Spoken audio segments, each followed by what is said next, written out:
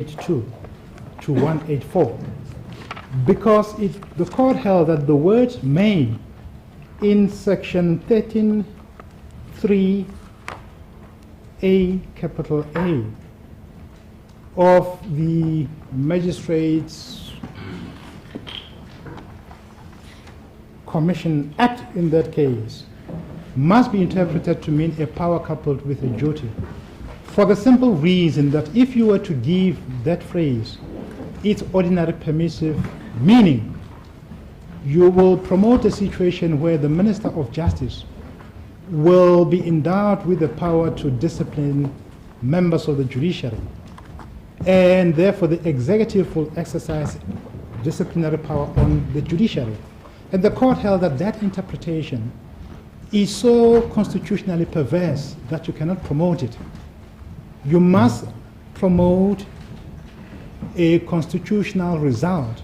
And what it did, it interpreted the word may to mean that when the minister receives a report from the Magistrates Commission about whether or not a magistrate should be suspended or removed from office, he has obligation to take that report and submit it to Parliament. And that's the effect of the Constitutional Court's interpretation on the word may. And so we would submit that the principle in that case support our proposition that a power coupled with a duty to exercise that power must promote a constitutional result. The interpretation contended by the President will be perverse, we will submit, because it means that he will luxuriate on when, how, and what should be the terms of a commission of inquiry, regardless of the circumstances. And here we submit that the circumstances are common cause. There's agency, there's need, and there is the obligation. The second case is the Joseph's case, which is also cited in footnote 42. Our learned friends have not dealt with the import of that case. We ask the court to consider paragraph 73 of the judgment, because it repeats the very same principle that the court must interpret permissive language such as may in a manner that brings about a constitutional result.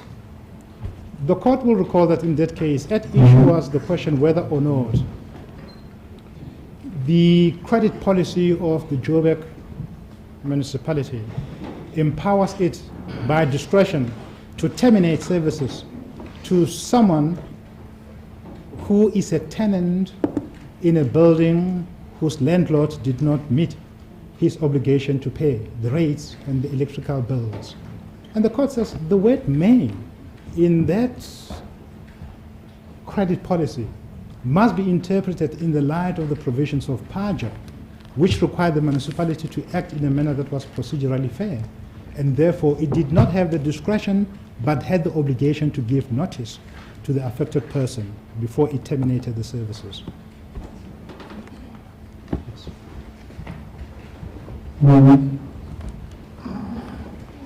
Judge President, I believe that the files for these cases that I'm referring to has now arrived. Can I ask for your permission to hand up these files to the court? I believe that they are properly paginated.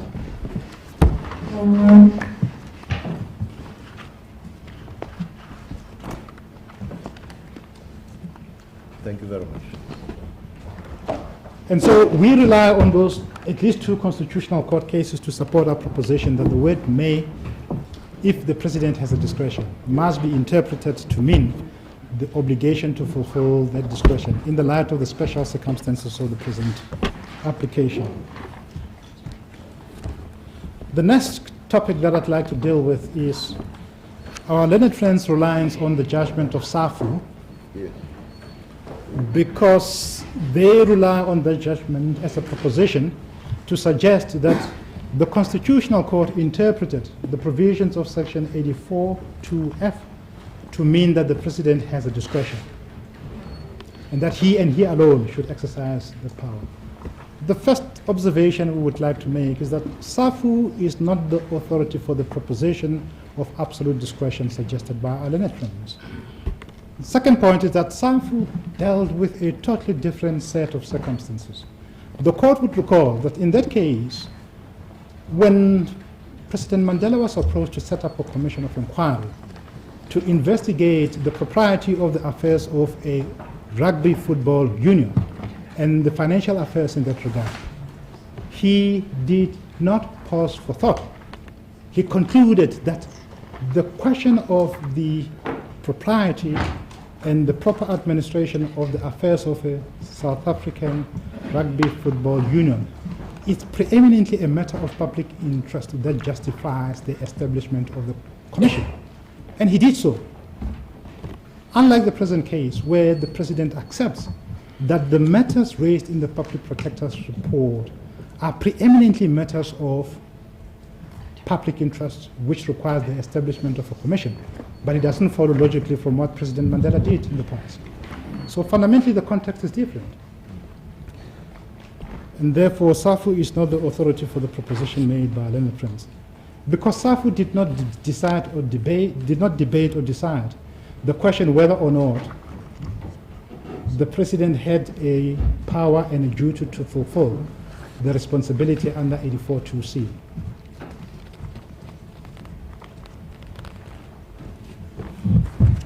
And so we would submit that SAFU is not applicable to the context of the present facts. The next issue that I'd like to deal with, it is the angst raised on behalf of the President that the remedial power, beyond the responsibility of 84(2)(c), seeks to dictate to the President how he should go about appointing the commission. The objection is taken to the fact that the remedial measure provides that the President must appoint a judge to preside at the commission who has been nominated by the Chief Justice.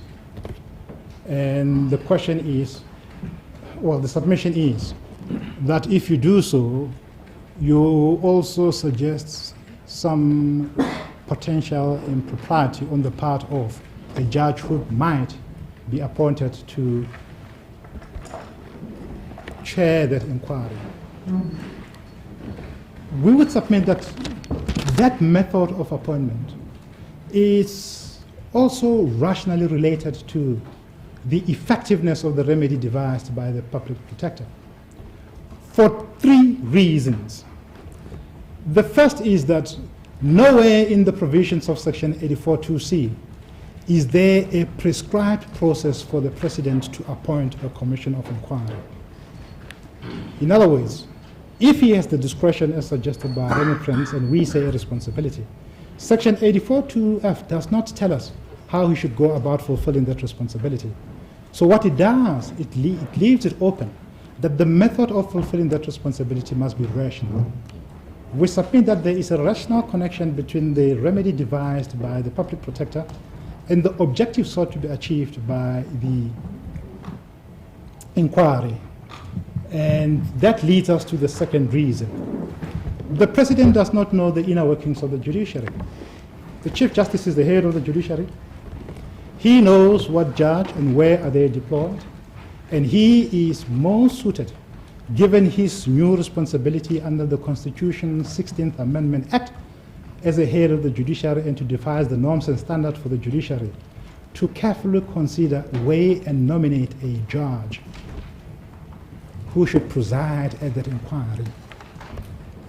The last point is that for the purposes of a public perception of impartiality and integrity, in the context of the conflict of interest arising from the allegations against the President, it does not conduce to accountability to allow the President to appoint the judge concerned to head the inquiry. In this case, there is a greater need for public perceptions of integrity and perceptions of fairness that a judge concerned must be selected by the Chief Justice. The next issue that I'd like to deal with relates to the twin submissions of our learned friends about dictation and separation of powers.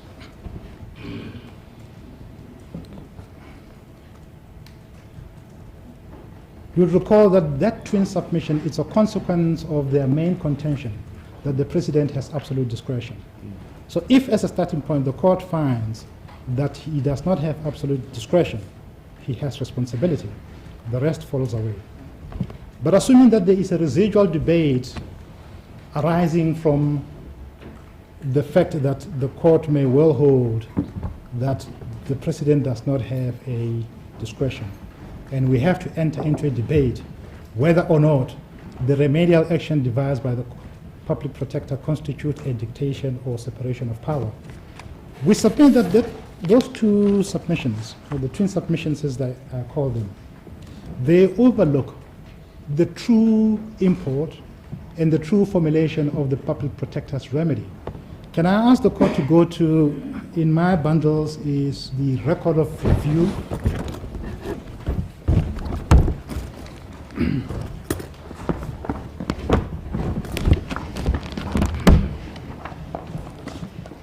And it is page 353. It's paragraph 8 of the public protector's remedial.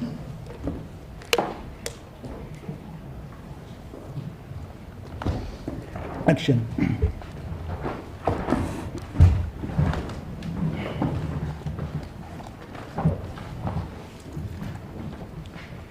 I start off with paragraph 8.3, but ask the court to take into account the context of that paragraph, because the context of it is set out in paragraph 8.2.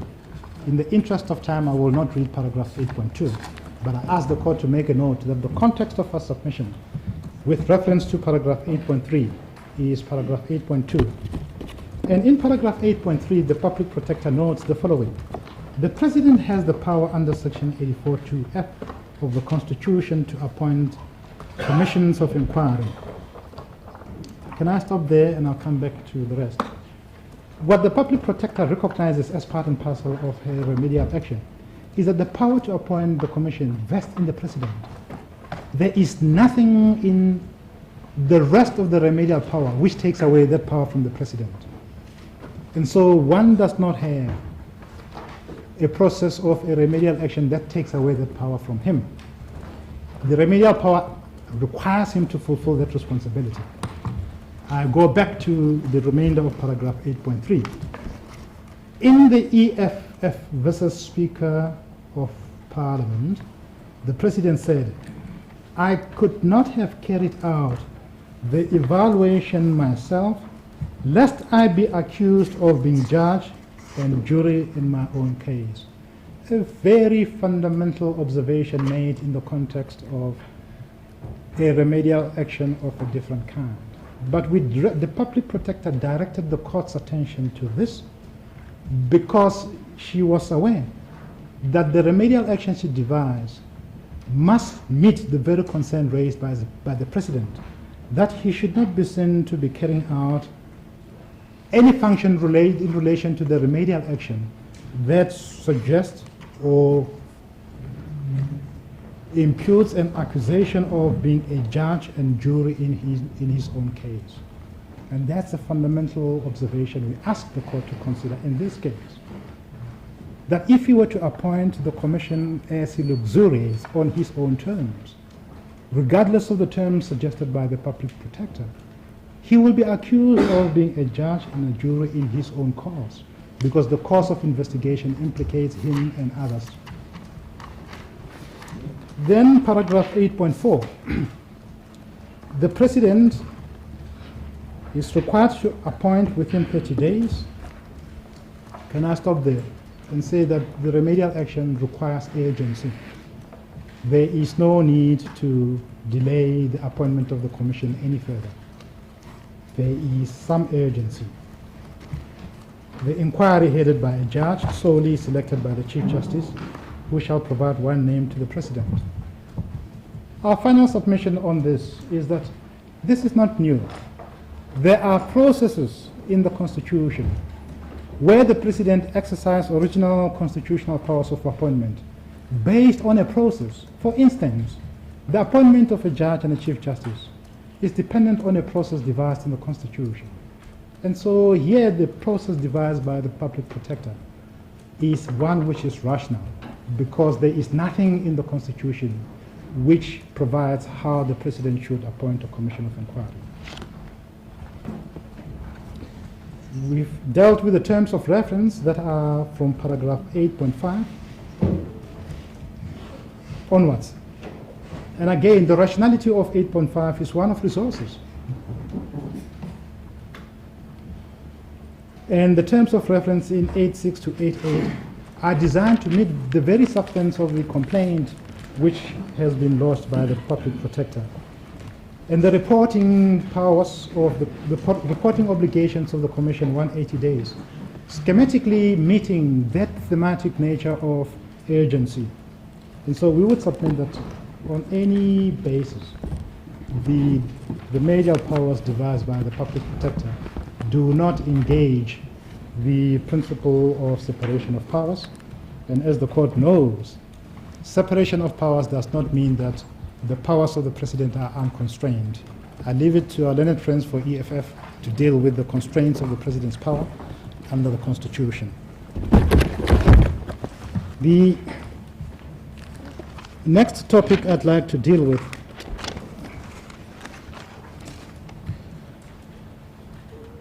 relates to the submission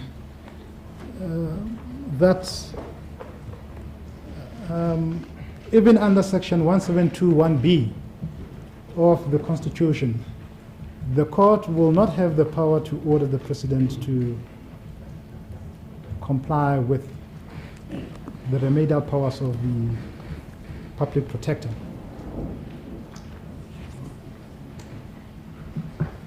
Can I ask the court to go to paragraph 53 of the EFF judgment?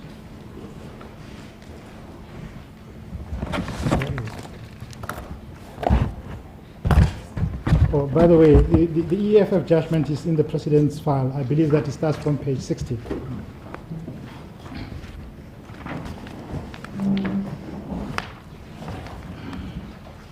Where's paragraph 53, Daddy? 53.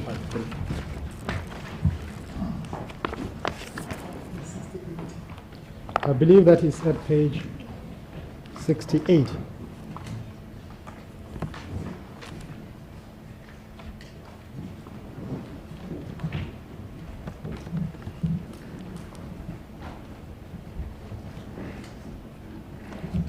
And there the Constitutional Court noted the following. Heirs are indeed very wide powers. What paragraph?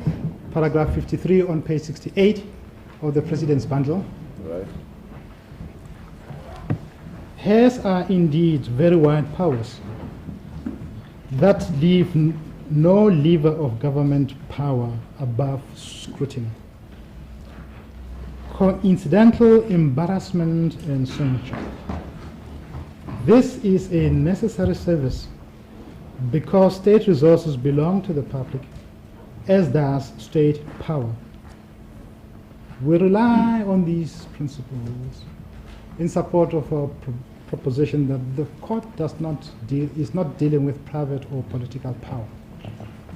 It is dealing with state power. The repositories of these resources and power are to use them on behalf and for the benefit of the public. When this is suspected or known to be so, then the public deserves protection, and that protection has been constitutionally entrusted to the public protector. This finds support in what this court said in certification, in the certification case. I leave the rest. But we make reference to this passage in order to round up the conclusion and the conclusory submissions that we would ask the court to consider. The first is that the circumstances of this case are no ordinary circumstances. I think you, the Judge President, you put them as circumstances sui generis. There are extraordinary circumstances arising from extraordinary allegations. The closest that one has come to in one's limited lifespan and reading is a book which Justice Borovovich, you might know, called Once Upon a Time in Russia by Ben Mesrich, which raises state capture of its own kind. There has never been a complaint lodged before the public protector that raises allegations of serious intrusion into constitutional power of this kind. And where that happens, the repository of power must exercise that power for the benefit of the public. That's the principle of accountability. In this case, you are requested to not only set aside the remedial action of the public protector, but to ask her to re-engage in the investigation afresh in circumstances where it is common cause that she does not have the money to do so, and where there is no dispute about her version that for her to do a proper job she requires at least 30 million rand. We could be saved of those resources if this court holds the president bound to what he said in his replying affidavit, that there's a need for a commission of inquiry. You are requested to set aside the remedial action and refer the matter back to the public protector. In circumstances where she tells you that it will take at least 4 years to do a proper investigation, where it is common cause that the investigation requires agency, one cannot luxuriate in business as usual model of governance. You are requested to set aside the remedial measure and refer the matter back to the public protector, where she has told you that she does not have capacity. All of those considerations we would submit as subversive to a constitutional result. Two last points that we would like to make in our submissions, and they are fairly uncontroversial. The one is the question of costs. We have instructions to persist with the cost order that the public protector requests.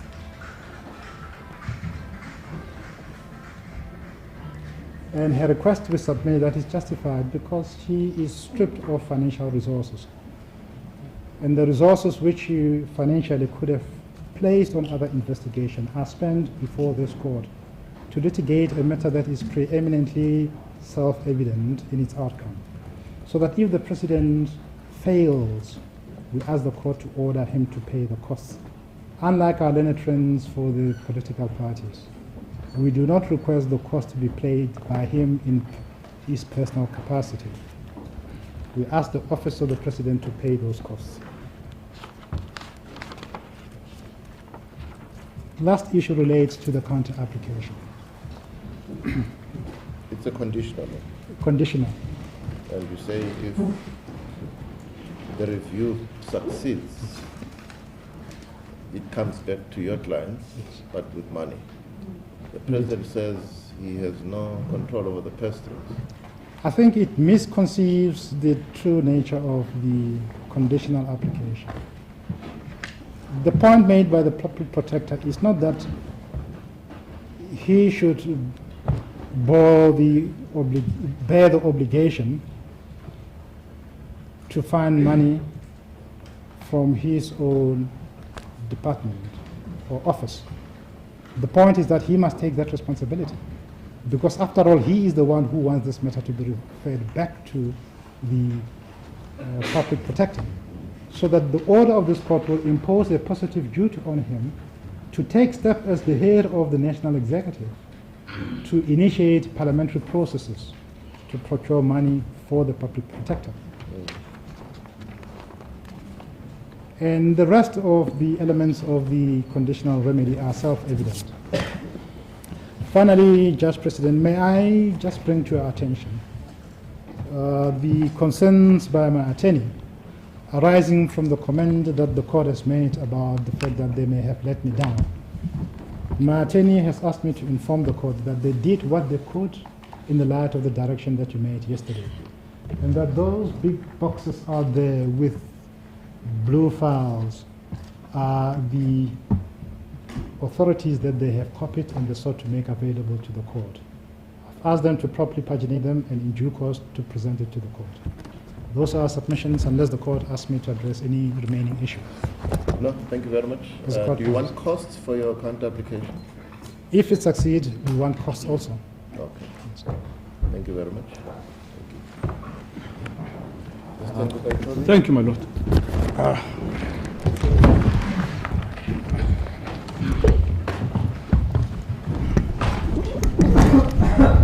Judge President and the members of the court, we agree with Mr. Maleka that the circumstances of this case are extraordinary, but it is only the facts that are extraordinary. It has, of course, never happened in the history of the country that a sitting head of state is implicated in allegations as significant as the current allegations. But the law is by no means extraordinary. Indeed, I will suggest to you in the course of my address that, in fact, the answers to the quandary are to be found in the basic architecture of the Constitution. And that is the starting point, and I will address this under the rubric of constraints of the powers of the President when it comes to appointment of commissions of inquiry. And again, I agree with Mr. Maleka that, in fact, the President does not have a free rein. His powers are constrained by the Constitution itself. The second point I will address is the question of preemption, stroke functus officio. I will suggest here to the court that the right of review of the President has been preempted by the positive conduct of the President and the positive statements that he made in Parliament. But even if your lordships and my lady do not conclude that the right of review has been preempted, you should conclude that he is functus officio, because on his own showing, he has made a decision to appoint a commission of inquiry. And that decision was made clearly in the context of the report by the public protector. It is not as if the President one day woke up and decided that he should appoint a commission to investigate his own friends, according to the public protector, the Guptas, and to investigate his son, and to investigate allegations of state capture involving himself voluntarily. The only trigger that makes sense is that it was the public protector report. Either way, he's functus officio. Well, I think maybe you should just deal with how, or with the argument that Advocate Siminya raised in this regard on the preemption, right?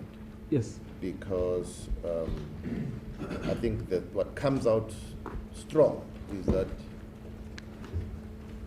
the President has said so, but it's a commission that he will establish in his own time, on his own terms. Indeed. I will deal with that issue specifically. I'll show you on the facts that it's an unsustainable argument, because the commission that the President spoke about was the commission as recommended by the public protector. It was not a different commission. And on the facts that we know, the only trigger for the commission of inquiry was the public protector report. The third point is just a small interpretation question to build upon what Mr. Maleka said about the necessity for effectual finding. Yeah. And I will make references in this case not to the Constitution, because Mr. Maleka has exhausted that point, but I'll make references here to the statute that creates the public protector itself, the Public Protector Act. Yeah. And then the last point is around the question of the effectiveness of the remedy, and I'll do so purely by reference to the question of perception of independence. Yeah. Advocate Zaitobi, you've thrown me, because I'm looking at how you and Advocate both said you'll divide the work, and what you've mentioned now doesn't go according to what you said or what we were told you were going to do. Indeed. I appreciate that most of those points have fallen by the wayside because of the way that the argument has gone. So are you not going to argue separation of powers? Yes, I will, only in the context of what I'm going to deal with now, which is the topic of the constraints of the presidential powers. Okay. Yes, it's one of the items to be dealt with. Okay. And if there are any topics that, Judge President, you feel have been overlooked, I would obviously be grateful if those are brought to my attention so I can address them. Yes. In the course of my address. Right. Yes, thank you. Overlooked by me, that's what I mean.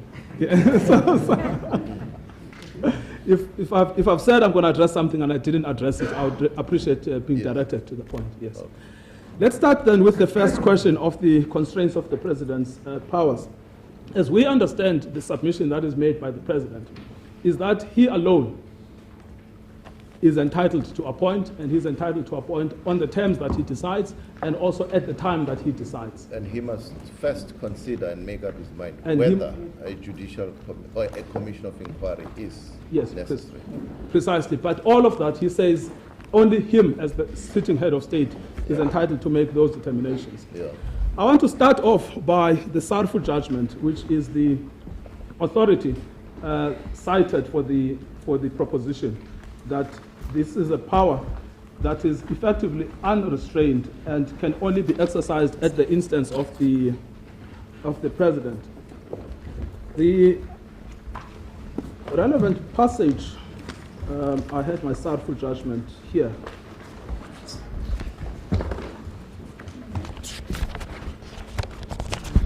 Yes. The relevant passage is in page 398 to 399 of the President's bundle of authorities, and particularly at page 148.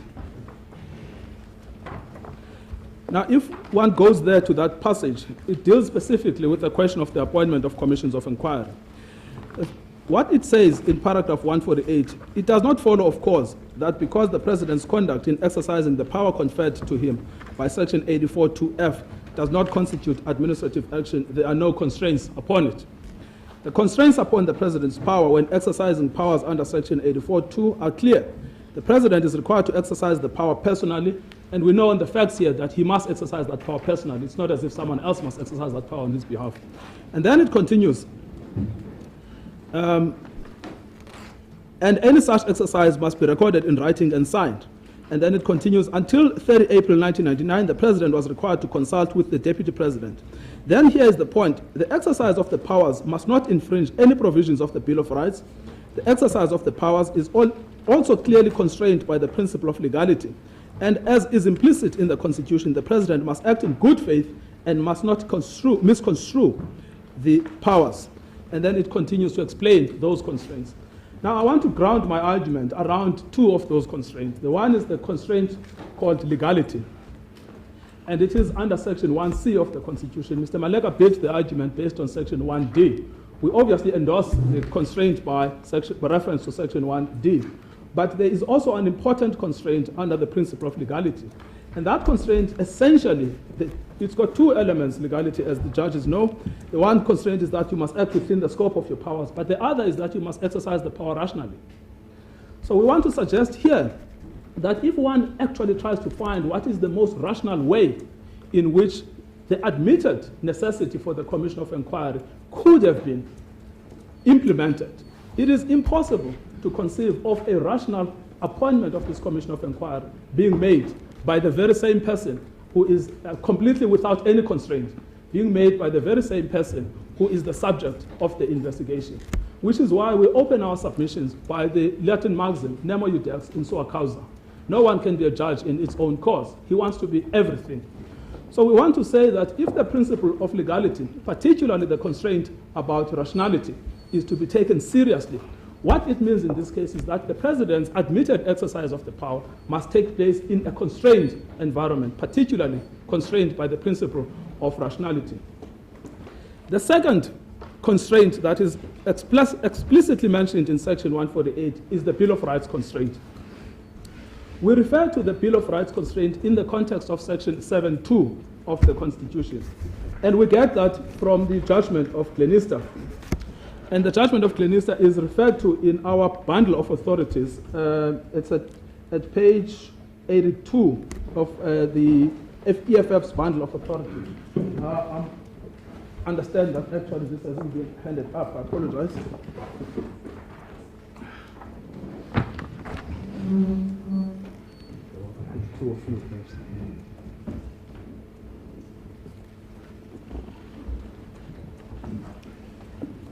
I think whilst you're preparing to give us that, what I want to understand in these submissions you're making, I've not heard you say someone else can appoint a commission. Yes. He the power rests with him. Yes, indeed. Right, but what you're submitting are the constraints around how he can exercise that. Precisely. Yeah, but that's his argument. Yes. His argument is the power lies in me and me alone. Yes, precisely. Now, I want to suggest there that that is the fundamental error that he commits. Yeah. It is true, and the remedial action of the public protector has not removed the power to appoint. But the context of the exercise of that power is constrained. In other words, he is not entitled to exercise that power where the outcome would be irrational. He is not entitled to exercise that power where the outcome of the exercise of that power would be to infringe the Bill of Rights. So all of those constraints factor or serve to neutralize the exercise of the power by the president. So he must do it only in a way that would be consistent with the principle of legality, and he must do it only in a way that would be consistent with the Bill of Rights. And the third constraint that I've referred to here is the constraint about constitutional architecture. In other words, he must also do it only also in the context of the other powers of the other entities that are provided for in the Constitution. In this case, he may not take action that would infringe the powers of the public protector under Section 181 or Section 182 for that matter. In fact, under Section 181, he is under a positive obligation to support and protect and ensure that and assist the public protector in the discharge of her own functions. Now, this is an important part, the third constraint, which I call the constitutional architecture. Because under this topic of the constitutional architecture, we know of two other provisions that are directly implicated in this case. The one I've referred to, your lordships, is sections 181 and 182, and those give the powers to the public protector and impose an obligation on the president to assist, protect, and promote the fulfillment of the powers by the public protector. So in the exercise of the powers under section 84(2)(f), the president may not infringe the authority and the powers given to the public protector. In fact, quite the contrary. He is required as a matter of law to make sure that the public protector can fulfill her own obligations as a public investigator in the country. But here is another point. Under section 96 of the Constitution imposes two obligations. The first obligation is the obligation to avoid a risk of conflict of interest. The second obligation is an obligation to avoid placing your own interests ahead of your public obligations. This is a point that has been made in the judgment of the EFF. It is at page 62 of the President's bundle, and particularly paragraphs 8 and 9. That's fine, you can find it. Thanks. Yes, the relevant page is 62 of the President's bundle. And it is crucial to refer to it to develop this argument. And particularly paragraph 9 of that passage by Justice Mogoeng. And this is what he says, in the context, of course, of another example of the President placing his interests in conflict with his public obligations. There is thus a direct connection between the position of the President and the reasonably foreseeable ease with which the specified non-security features asked for or not were installed at the private residence. This naturally extends to the undue enrichment, and the public protector had found in that case that he had unduly enriched himself. Sorry to interrupt. What page is it on? 62, my lord. Yeah, I apologize. Yes, paragraph 9. Right. Yes, thank you, my lord. Also, the mere fact of the President allowing non-security features about whose construction he was reportedly aware to be built at his private residence at government expense exposed him to a situation involving the risk of conflict between his official responsibilities and private interests. The potential conflict lies here. On the one hand, the President has the duty to ensure that state resources are used only for the advancement of state interests. On the other hand, there is a real risk of him closing an eye to possible wastage if he is likely to derive personal benefit from indifference. To find oneself on the wrong side of Section 96, all that needs to be proven is a risk. It does not even have to materialize. Now, this is a crucial observation made by Justice Mogoeng, Chief Justice Mogoeng, because what it tells us for the purposes of this case is that the power of the President under Section 84(2)(f) cannot be exercised in a way that would infringe his obligations under Section 96. And the primary obligation under Section 96 is to avoid a risk of a conflict. And Justice Mogoeng says the risk does not even have to materialize. It is enough that there is a risk of a conflict of interest. Now, if this is right, and I've now illustrated to your lordships the 4 constraints that are imposed on the president's ultimate power to appoint, and I've suggested to your lordships and my lady that the only practical way in which the Constitution has to be interpreted is that all of the different sections must be balanced so that a constitutionally compliant interpretation can be arrived at. We can then look at the facts of this case and see what exactly is the concern that has been raised by the public protector. And she deals with these facts in her own report from page 85, 86, 87, 88, 89, and up to 98. And here is what she complains about. She first says in at page 85, paragraph 5.1, she explains how much the Guptas have made in the 2016 financial year, that they made 2.6 billion rands, and with government contracts out of that contributing 250 million rands of the revenues. Advocate Nzaitobi, I think I'll have to stop you there. Yes. Because I would want you to deal with the legal principles. I want you to stay clear of the evidence. Yes. Because we're not going to be making any determinations based on the evidence. Yes. Yes. Save to make only one point. I'm not going to deal with the evidence further at this point in time. Save to make only one point. The facts in this case simply illustrate the potential of a conflict of interest on the part of the president.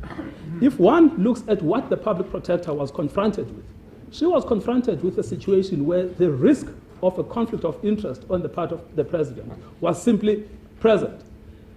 Firstly, on the same basis that the public protector says, this is what I've been told about the relationship between the president and the Gupta family. Secondly, this is what I've been told about the relationship between the president's son and the Gupta family. And then thirdly, she then has to decide, how should I deal with the situation where there is a risk of a conflict involving the president? Her strongest basis for recommending this remedial route is that she's got no money. She's not? She has no money. She has no resources. Yes, insofar as the commission is concerned. Yeah, insofar as the remedial action that's under scrutiny before us. Yes. That's why I'm stopping you from going further away. Yes. You know? So what you basing it on, unless I've missed it in the papers, I don't think she makes that case. Yes, insofar I recommended the following because of this. Yes. Now, insofar, JP, Yes. as the commission is concerned, you are right. But insofar as the selection of the judge is concerned, that the selection should be nominated by the Chief Justice. Right. The only justification for that is the potential conflict of interest. Right. That you say so. Yes, and then to deal with that, and Your Lordship, in fact, I'll find the passages now. In her report. Yes, yes. It's in fact I actually remember reading this part. I'm not saying it's not there. But No, my Lord. I think it's actually the right time to deal with it now. Sorry? What?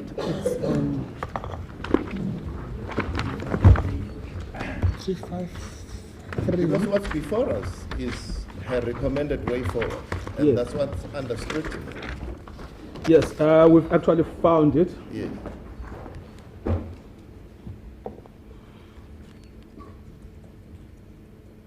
Yes. That is at page 353. I must actually find 353.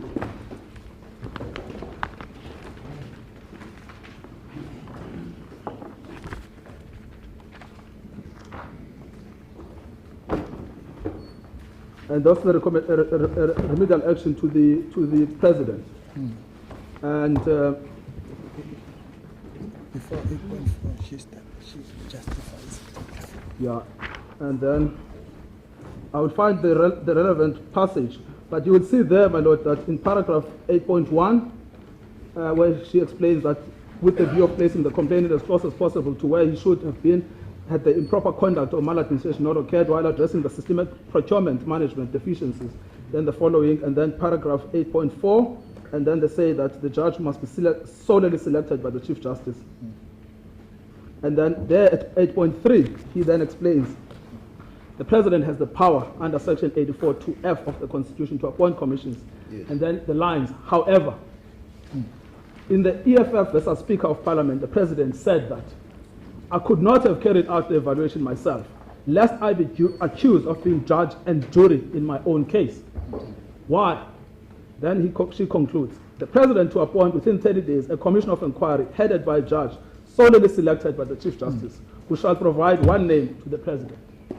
So it is quite clear, my Lord, that the basis for the remedial action on the part of the selection of the judge at paragraph 8.3, page 353, is based on the one factor, conflict of interest. The President said, I do not want to be seen to be a judge and jury in my own case. Then my junior has pointed something else to me. In page 74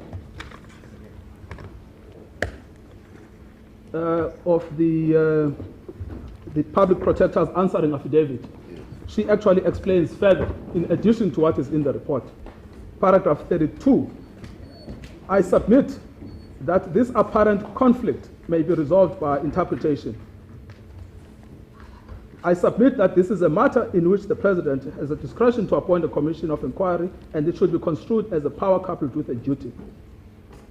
And then paragraph 31, he explains there the conflict between the powers of the President, and in section 182.1c and 84.2f.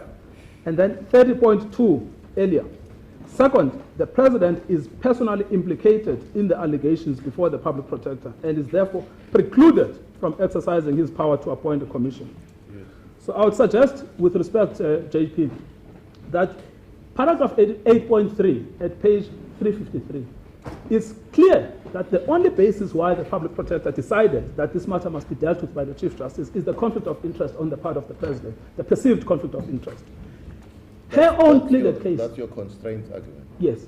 Her own pleaded case before your lordships and my lady is that there is a personal implication on the part of the President. And for that reason, he is precluded from exercising the power. So when I submit to your lordships that section 96 of the Constitution comes into the equation, I say so guardedly, and not to accuse the President unfairly because the commission of inquiry is yet to take place. But I say only to make the point that is made by the Chief Justice in paragraph 9 of the EFF case, that the appearance of conflict of interest is sufficient. And this is why, in this particular circumstances, the President's power under section 84(2)(f) cannot be exercised in ignorance or in conflict with his other obligations in section 96, where on the facts it is quite clear that the President might be conflicted if, as Ms. Thuli Madonsela put it, he became a judge and jury in his own case. It is, in my respectful submission, the duty of the court to ensure that that conflict, potential conflict of interest, is in fact avoided. Now, to that extent, Judge President, I want to respectfully submit to you, to that extent, the facts in this case are relevant. And you know the other reason why the facts are not relevant.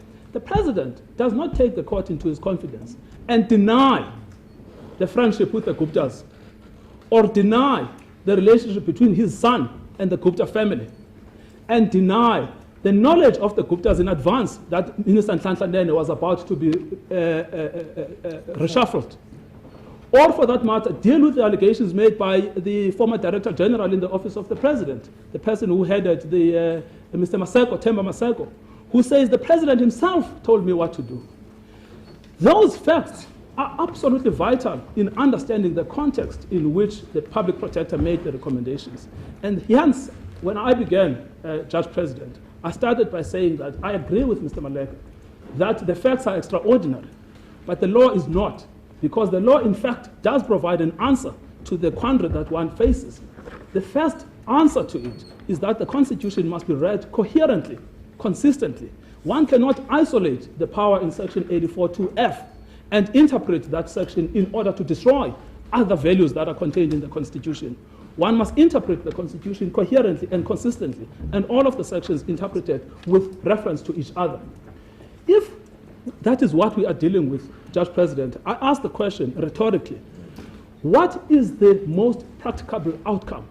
Is it a constitutionally compliant outcome that we should allow, that the court in its exercise of a judicial function should allow the president, in this case, to be judge and jury in his own case?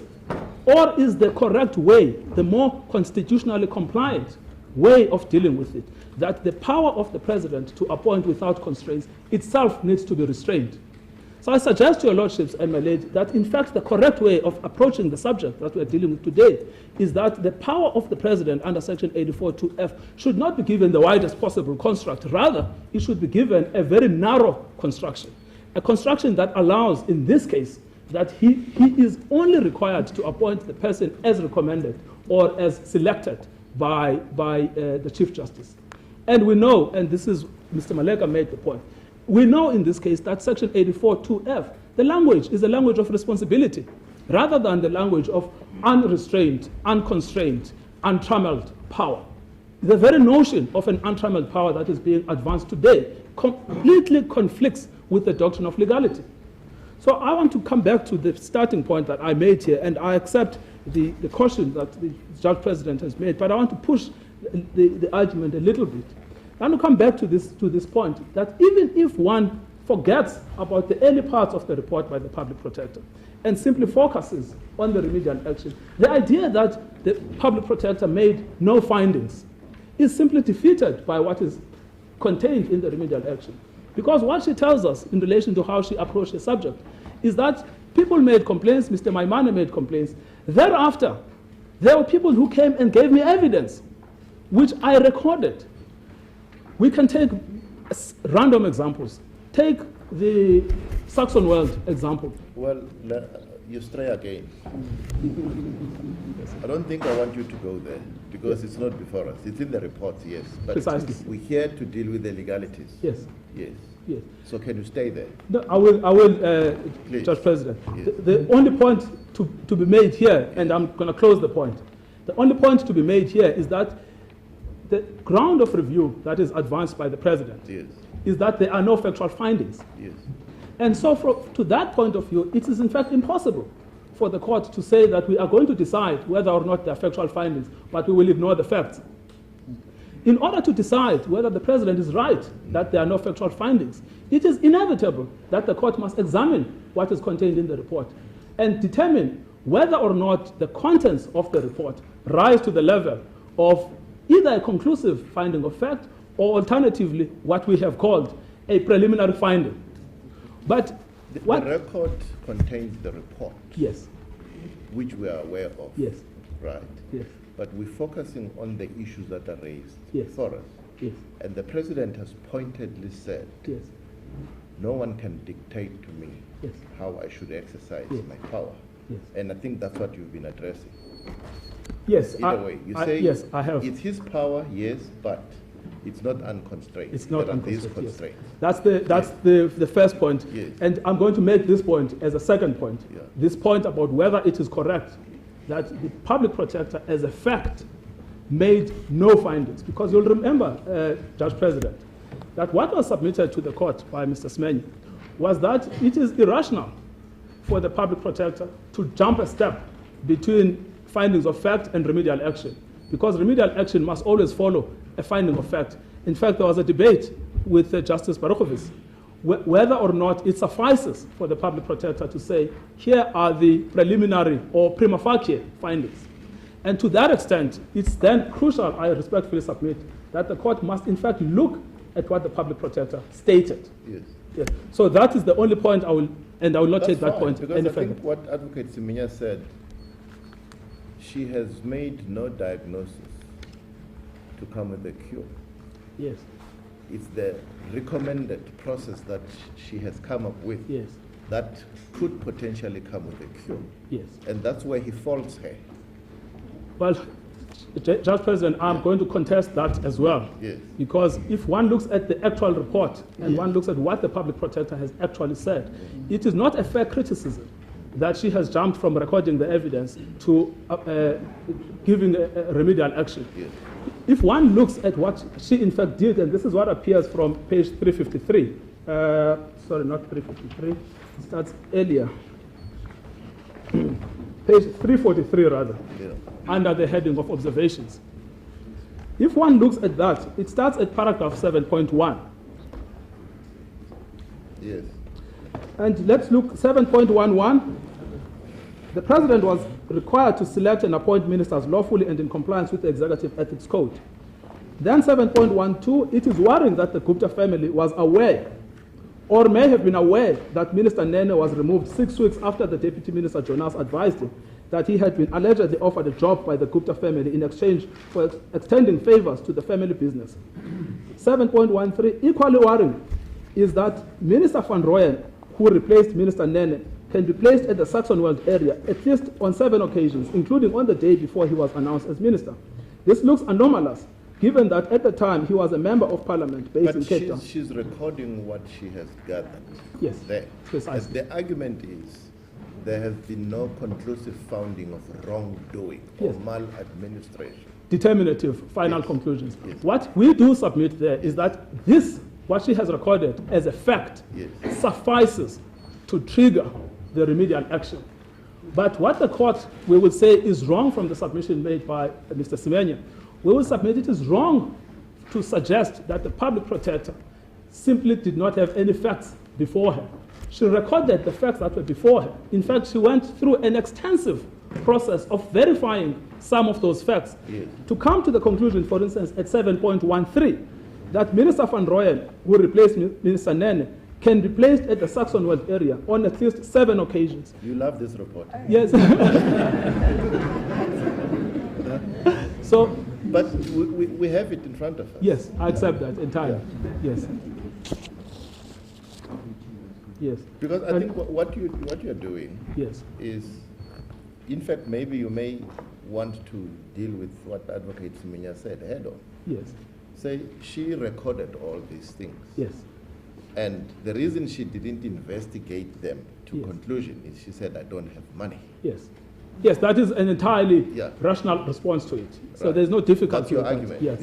It's a rational response. Yes, it's a completely rational response. Okay. But what your lordships, before I leave the point, what your lordships Yes. should not accept from what has been suggested by the president is the idea that there are in fact no facts established. That's because not a submission. yes, the only question then that arises, if it is true that Yeah. there are in fact facts established, then the only question is, was it a rational response that the remainder of the investigation should be done by the commission of inquiry? So there we submit that she was perfectly entitled to refer the remainder of the investigation to a commission of inquiry. And she, obviously, Mr. Maleka has dealt with. To what extent do we take cognizance of her other recorded reason that her successor is junior? Well, I would submit the answer to that is that the most dominant explanation Yes. that the public protector has given is lack of resources insofar as the question of the commission of inquiry is concerned. That is the most dominant reason that she has given, and that is the most important reason that she has given. And from that point of view, it is entirely rational for the public protector to say that the commission of inquiry is the appropriate way of dealing with it. Yes. But can I say something else on that point, Judge President? You know, the real problem with what the president is suggesting, the president himself has told Parliament 3 times that he accepts the principle of the commission of inquiry. You are So- not on preemption. Yes, no, I'm not on preemption yet. I'm still on this point that if he accepts the principle of the commission of inquiry, he cannot be seen to be complaining that the public protector made the very same recommendation. Okay. Because this is a recommendation that he himself accepts is an appropriate way of responding to the allegations about state capture. So I would suggest that it is irrelevant that in addition to the reasons that she gave, which is lack of funds, that she also said something that may not have been complimentary about her successor. And in fact, the court might take into account that her successor does not denounce the report. In fact, the successor wants the report to be implemented. And that is, in fact, a relevant factor in the course of the inquiry, that the successor is quite happy to give effect to the report. Justice Barikowitz. In the report, she makes observations. Yes. She doesn't make factual findings. Yes. What she says, for example, I'm giving you a good example. In paragraph Page 244, 44, yes. 715. If the group attorney knew about this, it would appear that the information shared is in breach of the ethics code. Yes. The ethics code. A little beyond that, 7.2, there seems to be no evidence. If this observation is true, then she concludes there might be a violation of the executive ethics code. So this is the language she uses. Yes. I make observations. Yes. And if this is true, now, is that a sufficient basis Yes, to invoke remedial action? I would submit it is a sufficient basis. Observations of this type, Yes. and she comes to the conclusion that there might well be wrongdoing. Yes, I would submit, Justice Barikowitz, it is an appropriate observation. Firstly, and I don't want to go back to this point, the Judge President has cautioned me against the findings, No, but I'm not trying I to think, get into that. I think I'm trying to understand you've invited me to do it now. Yeah. Yeah. I really need clarity Yeah. on this issue. These prima facie observations, and it's call it what you like, Yeah. characterize it as prima Yes. facie Facts or whatever. Yes. I would submit. observations based on what she had heard. Yes, I would submit yes. Now, the answer to that is to be found in the Public Protector Act itself. So, firstly, in Section 6 of the Public Protector Act, reporting matters to and additional powers of the Public Protector, Section 6(4) C. Sorry, I wonder if the copy of the Act actually has been distributed to the bench. We have it, yeah. Thank you.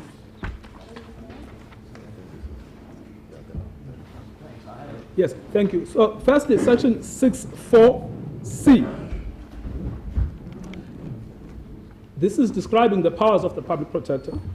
The Public Protector shall be competent at a time prior to, during, or after an investigation, if he or she deems it advisable to refer any matter which has a bearing on an investigation, any matter with a bearing on an investigation, to the appropriate public body or authority affected by it, or to make an appropriate recommendation regarding the redress of the prejudice resulting therefrom, or make any other appropriate recommendation he or she deems expedient to the affected public body or authority. So the language that you see in Section 6 is before, during, or after an investigation. You have an expansive set of powers. The section that deals with findings is Section 8, and so Section 6 must be read with Section 8. If we then go to Section 8, Section 8(1), the Public Protector may, subject to the provisions of subsection 3, in the manner he or she deems fit, make known what to any person any finding, point of view or recommendation in respect of a matter investigated by him or her.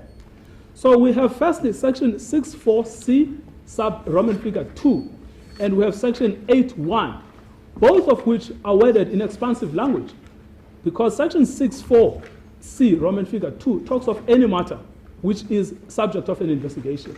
Section 8(1) does not limit itself to findings. It expands points of view or recommendations. So we would respectfully submit that it is sufficient for the Public Protector to have made the findings, preliminary findings. Sorry, the copy I have is quite indistinct. We've got a clearer copy. Give a section number, I'll read it later. Yeah. Section 6(4)(c) Roman 2, and then Section 8(1), which deals with the publication of findings. And Roman 8(1) is quite clear that it's findings, points of view, or recommendations. And then 6(4)(c) Roman figure 2, also quite clear, any matter. Yeah. So, Advocate Toby, if I listen and consider your argument clearly, yes.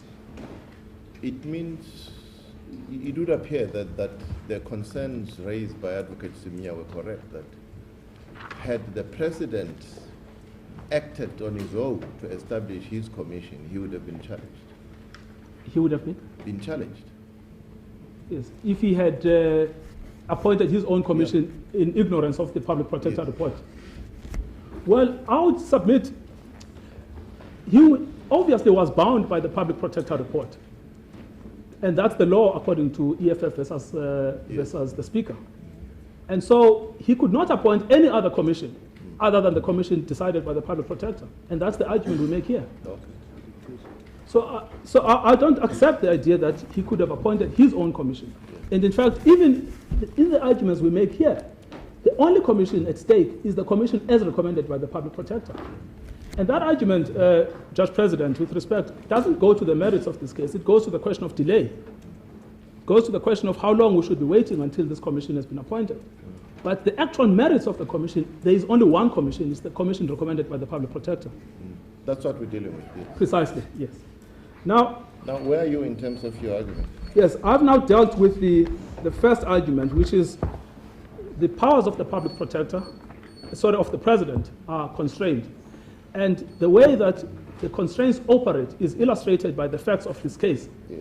It would have been improper for the president to be allowed free rein to exercise the 84(2)(f) powers in ignorance of Section 96 and in ignorance of the powers of the public protector. Yes. The only correct way is to reconcile the various provisions of the Constitution. And the outcome is in fact what the public protector did. And insofar as the facts might be relevant, I accept the JP's point that there are no conclusive findings, but the facts are still relevant in order to interpret the propriety of the remedial action on the facts that we have. That then takes me to the second point, which is the question of preemption, whether or not the president has preempted. What we submit in relation to the question of preemption is if one has a look at the reports, these are, your lordships will find them in page 142, 315, 317, and 318 of the record. And the first one being what transpired on the 1st of June. Sorry, can you give us those numbers again? 142, Right. 315, Right. 317, and 318. Thank you. Thank you. Now, what your lordships will see from those pages is that the president has made it clear on at least 3 occasions in the National Assembly that he has decided to appoint a commission of inquiry. Yeah. But we also know what type of a commission of inquiry this is, because in page 142, he responds to Honorable Kubisa and to Honorable Swart, where he says, we agree with you that there should be an inquiry into the said state capture by the business community. And then he continues, state capture is a big thing, it is not a small thing. And then he continues. There's only one report that dealt with the state capture. In fact, the context in which this was discussed in Parliament was about state capture. Then we will see also at page 315, where he actually responds to another question in Parliament on the 22nd of June, where he starts by saying, we have taken a decision to establish the Judicial Commission of Inquiry, and the emails will be part of that. So we are not leaving them unattended. Then we will be able to speak about the emails with a serious scientific investigation, and then it continues. But again here, the context of the discussion is quite clear. It is the investigation as recommended by the public protector. What he simply says is that I am going to add the emails, but it does not detract from the principle that the only investigation at stake is the investigation as recommended by the public protector.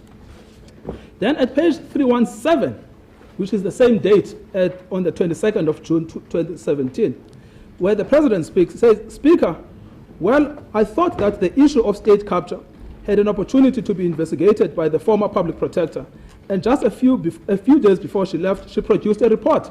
In view of some of the people that are mentioned in the report, and this is now not allowing the room to burn, and you sit and do nothing. Former public protector investigated, and that means something has been done. Some of the aspects of the report had been taken on review, so there has never been quietness, and it can't be correct to say while Rome is burning, then people are just sitting. And then And then the new public protector is also attending to that. And secondly, you said Parliament itself is discussing the matter. So this important institution is also doing something. So it is not as if Rome is burning, people are just sitting. And then he continues the conclusion. And the President has taken a decision to establish the Judicial Commission of Inquiry and is about to announce when it will start. Is So, he referring to the commission recommended by the public protector? yes, because that is what he discusses here. He specifically says the issue of the state capture had an opportunity to be investigated by the former public protector, and then he continues that some of the aspects have been taken on review, but he doesn't say the review is going to stop anything. In fact, he says the new public protector is also attending to that report, and you said Parliament itself is discussing. And then he says it is not as if as Rome is burning, people are just sitting. And then he explains what he will do. He says, and the President has taken a decision to appoint the Judicial Commission of Inquiry. Only one Commission of Inquiry is at stake. So 31 May, he says a Commission of Inquiry will be appointed. The 1st of June, he says Commission of Inquiry will be appointed. The 22nd of June, he specifically mentions the judicial review, and he specifically mentions the report of the public protector, and he specifically states that what I am doing on my part as the President is that I have taken a decision to appoint the Judicial Commission of Inquiry. And then he says, and is about to announce when it will start. That was on the 22nd of June 2017 when he made this pronouncement. If his view was that he will be challenged, then he could only have been paying the public protectors because he could not be appointing another one. Yes. Thank you. Now, so it's quite clear, Judge President, that what he stated there was an indication of his intention, not just an intention, but a decision that he had already made to appoint the Judicial Commission of Inquiry. Right. And it's quite clear when you read all of those representations in context that he was not talking about any other judicial commission. He was talking about the Judicial Commission of Inquiry as recommended by the public protector. So it is quite odd, we respectfully submit, for the President to come to this court and say that I was talking about a different commission and not the commission that is recommended by the public protector. As a matter of logic, Judge President, the only trigger for this Commission of Inquiry is the public protector report. Thank you. Yes, this is the final. Yes. Oh, yes. This is a point that has already been made by Mr. Maleka at page 434, paragraph 9.3, and in his own replying affidavit. I'm still minded to appoint a commission of inquiry, not through dictation, because the issues raised in the public protector's report are of sufficient public interest. But my point, Judge President, resorts on what happened in Parliament and what he conveyed in Parliament. Because in Parliament, there are no reservations. There is no equivocation. He specifically states what he will do. And even when he mentions the judicial review, he doesn't say, because I've instituted judicial review proceedings, therefore, I am not going to appoint the Commission of Inquiry. He says, Parliament is doing something, the current public protector is doing something, and me as the President, I've also decided to appoint the Commission of Inquiry. No, that just brings us to on the 22nd of June when he says the judicial. Precisely. That's very, very crucial, and I'm thankful that you brought that up. It's very, very crucial because it's talking about one judicial commission, the Judicial Commission as decided by the public protector, no other judicial commission.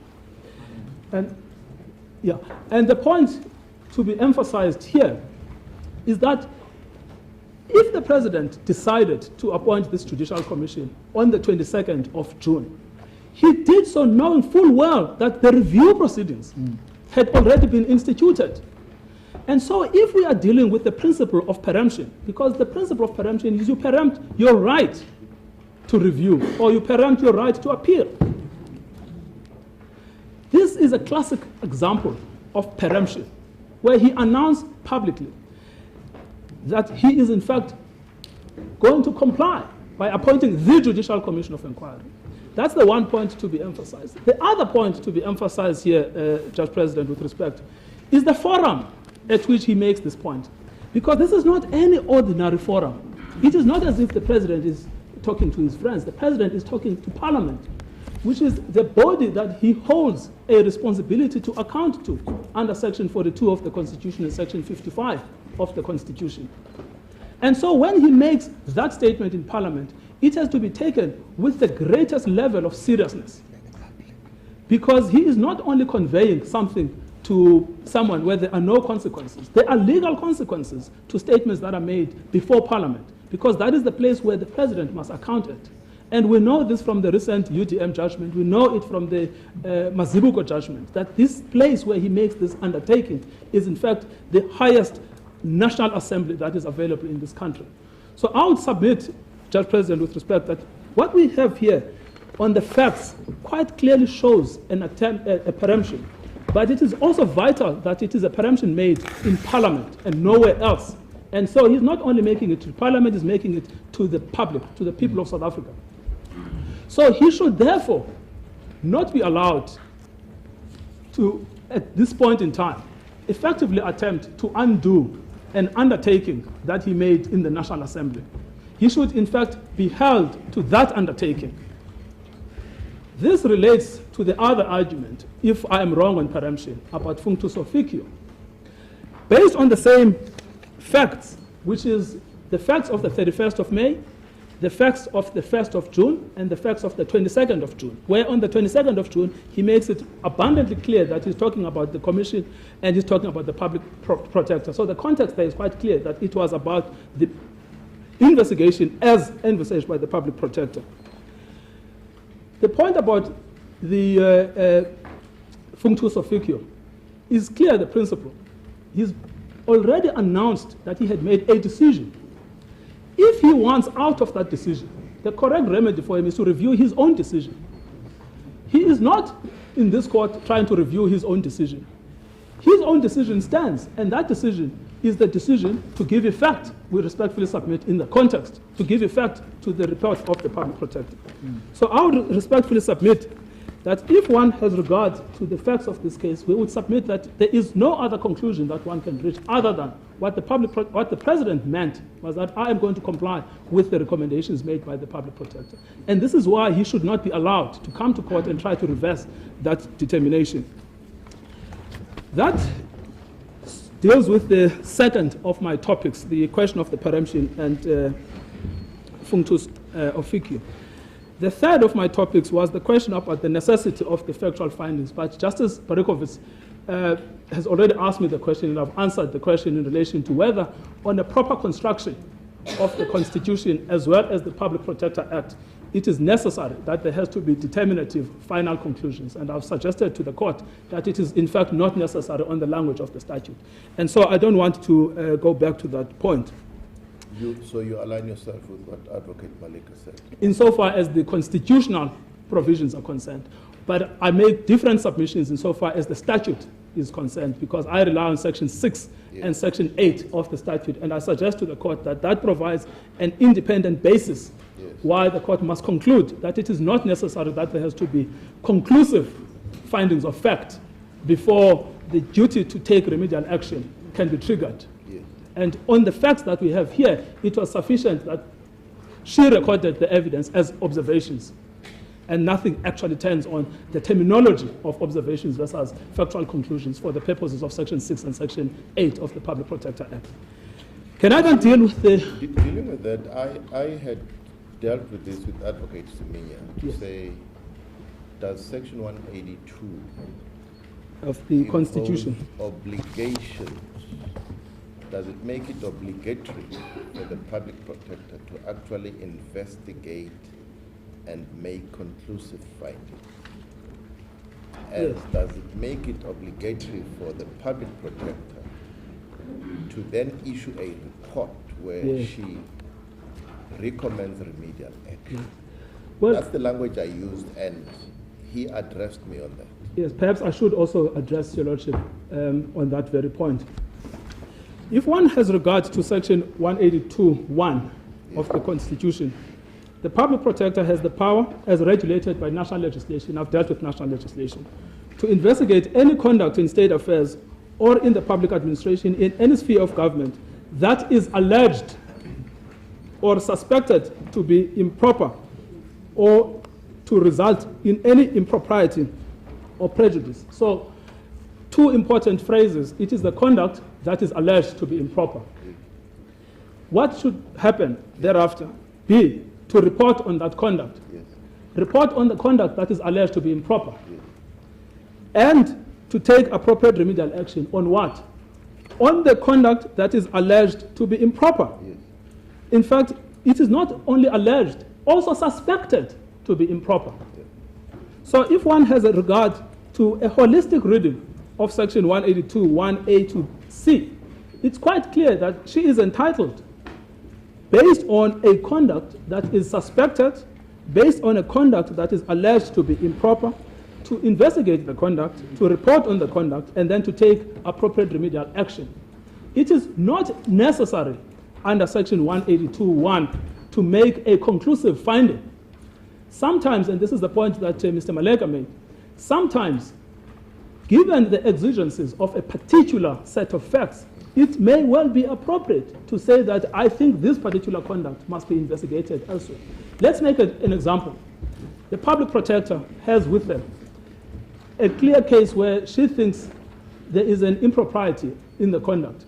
She might decide that the most appropriate remedial action is to refer the case to the Human Rights Commission, or to refer the case to the Labor Court, or to refer the case to court. Whatever the position is, it is not essential when she wants to exercise those powers that she must first herself make conclusive findings. It is enough that the only jurisdictional entry point in Section 182.1a is that there is an allegation of improper conduct or a suspicion of improper conduct. And it is enough that she reports on that, and it is enough that she then takes an appropriate. And hence, Judge President, the Constitution refers to appropriate. It qualifies remedial action with appropriate. And appropriate, we know from the judgment of Justice, Chief Justice Mukhweng in EFF and Gandla, appropriate is situation specific. You look at the facts and then you decide, what do I think is appropriate here? So the idea that there is a jurisdictional requirement that somehow is missing is simply not borne out by a proper construction of Section 182. And when one reads Section 182 together with Section 6 and 8 of the Public Protector Act, it's quite clear that she acted entirely within her powers. And it was never essential for her to first make determinative conclusions of fact in relation to the facts that we have before us. And I suppose this is the right time to go back to the debate that we had, Judge President, about the factual findings. And I'm not going to the factual findings as such, but to simply point out that postulate a different scenario where the public protector only had a letter or an email. And all she decided based on that email, she decided that, you know what, this email is enough to trigger a full commission of inquiry. Then there would be a debate as to whether or not she even applied her mind to the recommendation of an establishment of a commission of inquiry. Here we don't have that. We have a thoroughgoing attempt on her part to engage with the material that is before her. And then she says, in order for you to get to the bottom of this problem, you need a commission of inquiry. And there can be no complaint about the absence of a rational linkage between the material that she had, the methods that she followed, and the outcome that she recommended. In fact, once one looks at the facts of this case, the inevitable conclusion is that not only did she act lawfully, but she was entirely correct. Because it is not as if any other proposal has come forward about how to deal with the allegations. The president kept on saying, well, yes, a commission is the right thing to get to the bottom of it. And that seems to be the position across. Of course, the review application talks about the matter going back to the public protector for investigation. But we would say that is entirely inappropriate. Could I then move on to the next topic? And that is the question of the effectiveness of the remedy. And I want to deal with two topics around the question of the effectiveness of the remedy. Your Lordships and my lady will recall that the criticism that has been leveled by our learned friends for the President is that the recommended remedial action essentially has established an entity with powers that are less than those of the public protector. Because the argument that has been made is that because the Commission of Inquiry is an adjunct of the executive power, therefore there is no obligation on the part of the executive to follow whatever is recommended by the public protector. So this, in a sense, subverts the entire public protector scheme in the Constitution because it ultimately results in the President being entitled to ignore the recommendations. The problem with that is that it ignores the actual recommendation, the actual remedial action taken by the public protector. if one has regard to the actual remedial action, it is at page 353 and 354. And the part I want to emphasize on is at page 354. Thank you. And so at paragraph 8.7, she says the Commission of Inquiry to be given powers of evidence collection that are no less than that of the public protector. So that's the first indication that this is not an institution with powers less than those of the public protector. 8.8, the Commission of Inquiry to complete its task and to present the report with findings and recommendations to the President within 180 days. Then, here's the most important part. The President shall submit a copy with an indication of his or her intentions regarding the implementation to Parliament within 14 days of releasing the report. So what she clearly envisages is not that as soon as the Commission of Inquiry starts, the remedial action ceases to have any effect. This remedial action continues to exist beyond the life of the Commission, because after the Commission has done its work, and she has regulated the period, but after it has done its work, it must submit a copy to the President. And what the President must do is to indicate his intentions regarding the implementation of the report, which is precisely the point that she made in the Nganza case, which was upheld by the Constitutional Court, where she told the President that she must submit the report to Parliament within 14 days, and she must comply with it by making the payment. And that scheme was in fact found to be completely lawful by the Constitutional Court. Here, not only does she say, you must tell me what your intentions are regarding the implementation of the findings of the Commission of Inquiry. She says you must also send this to Parliament. There is something valuable about sending this to Parliament, because as I pointed out earlier, Parliament is of course the place that is entitled, in fact constitutionally obliged, to hold the President accountable. So on the scheme that the Public Protector has devised, the Commission of Inquiry will run its course. After it has finished, the report will go to the President. The President has no choice, but he must indicate what he wants to do about implementation. After that, this thing must go to Parliament. This is, in fact, the most appropriate place where this report ought to go. Because if these allegations are proven to be true by the Commission of Inquiry, several constitutional provisions might be triggered. Section 42, Section 41 rather, the duty on the Parliament to hold the executive accountable. Section 55, the duty to put in place mechanisms to hold the President and the members of the executive accountable. Section 89, the, in fact, obligation when the President has committed serious misconduct to initiate steps to remove him. Section 102, the entitlement on the members of Parliament to pass a vote of no confidence on the part of the President. So the scheme of the remedial action is perfectly consistent with the Constitution. So this idea that there will be a report given to a Commission of Inquiry and then the Public Protector will disappear and then the Commission of Inquiry can give a report that ultimately will entitle the President not to comply, that would be in breach of the remedial action, which according to Nganza, he is not entitled to ignore. And the fact that this must ultimately go to Parliament itself is consistent with the scheme of the Constitution, because that is where he accounts. And those are the people that would be entitled, legally speaking, to take action against him if it is found that the allegations, prima facie, will submit in our answering affidavit. The allegations of state capture that are made against him are in fact fully ventilated. So the effectiveness ultimately lies in the submission to Parliament. Precisely. That's the effectiveness. We would submit, it lies, yes, subject to one point, Yes. which is the President himself must tell us what he wants to do about implementation. Yes. And then Parliament has got a full scope of remedies within its discretion to then hold the President accountable.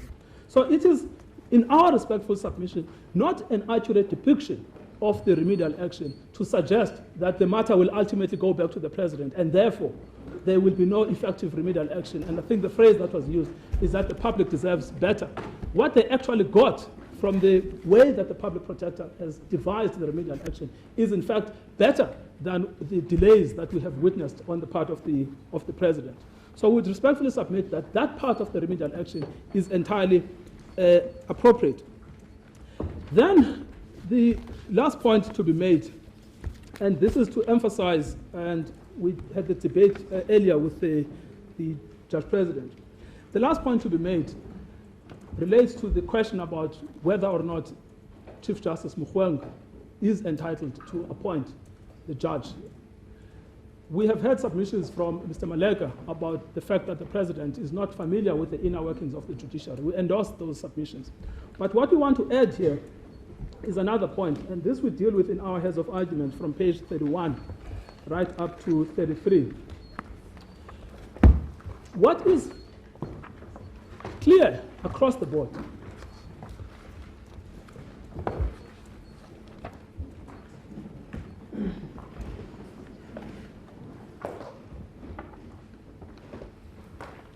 What is clear, Judge President, across the board, is that it is vital that the person appointed to head this commission, this is one of the most important commissions of inquiry in the country, everybody accepts that the person appointed obviously must be independent. But the question of independence, which obviously is presumed among judges, is also a question of perception.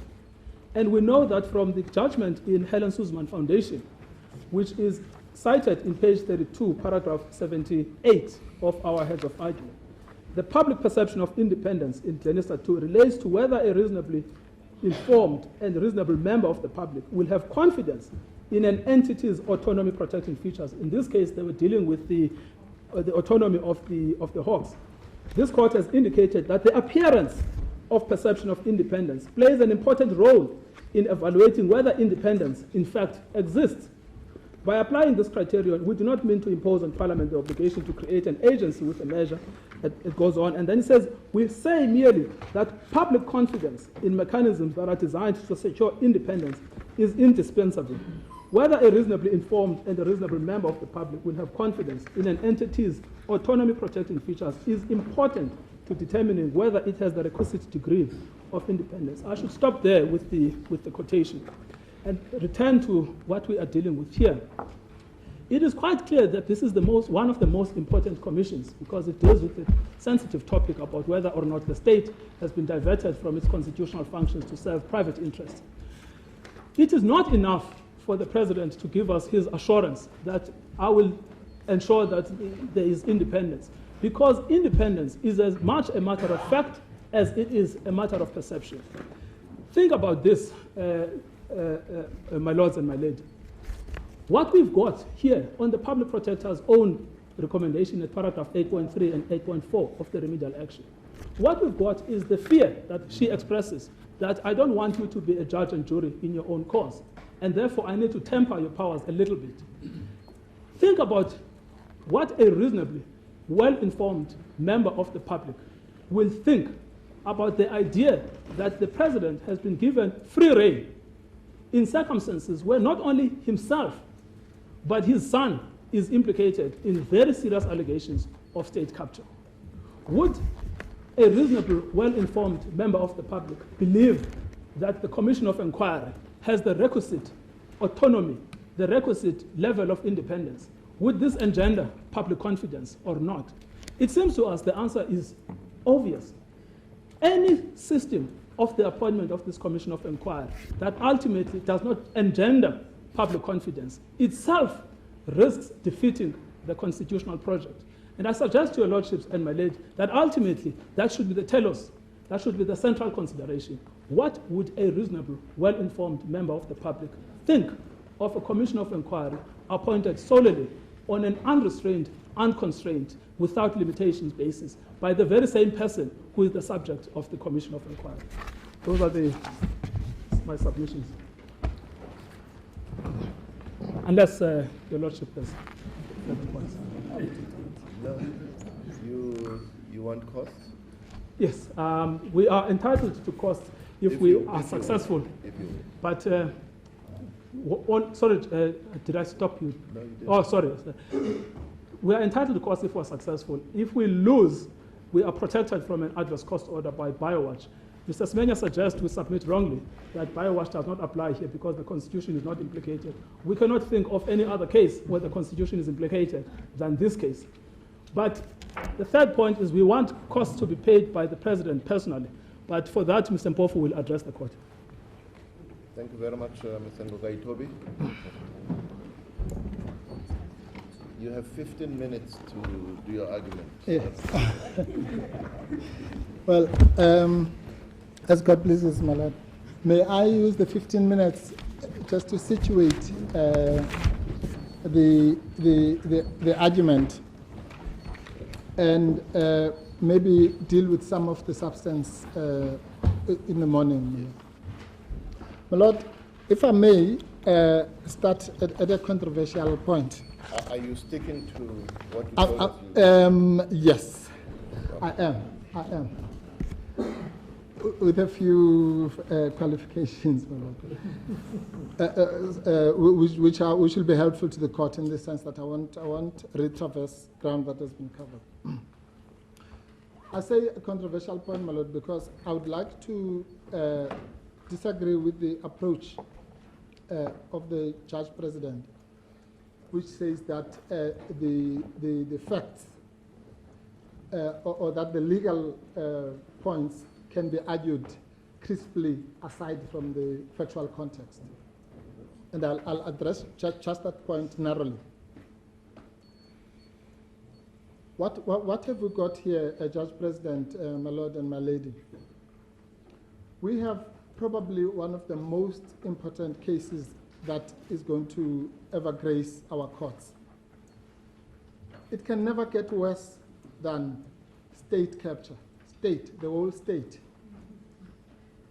captured.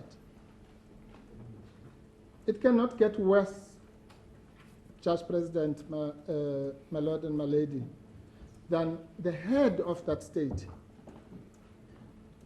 being implicated in basically what amounts to criminal activity.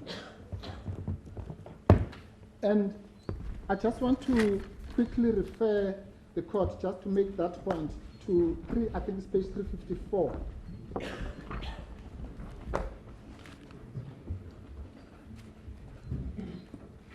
Just to understand some of the seriousness of the issues we are dealing with here. Observations, I'll come to that question. What do we really mean by observations in this context? Because in my respectful submission, and I'm just digressing, we have to look at a three-stage kind of approach. There are what one might call mere allegations contained in the complaint. Then there is what the public protector calls observations. And then there would, at a third level, be what one might call conclusive findings. Those three things are qualitatively different from each other. And I will submit later or tomorrow morning that what she calls observations are really is nothing less than prima facie evidence of something. But let's just pause there. I'll come to that submission. I just want to take the court to remedial action 8.11, just to qualify the point I was making earlier. The last remedial action that the public protector took, she says, the public protector, in terms of section 64C1 of the Public Protector Act, brings to the notice of the National Prosecuting Authority and the DPCI, that's the Hawks, those matters identified in this report where it appears crimes have been committed.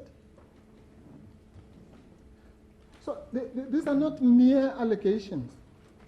These are observations that she has made in respect of which she is sufficiently convinced that at this stage, not after the commission, not after the so-called second phase, that now, as we sit here, there is sufficient material for the NPA to consider those portions where it appears that crimes have been committed. That's what we're dealing with.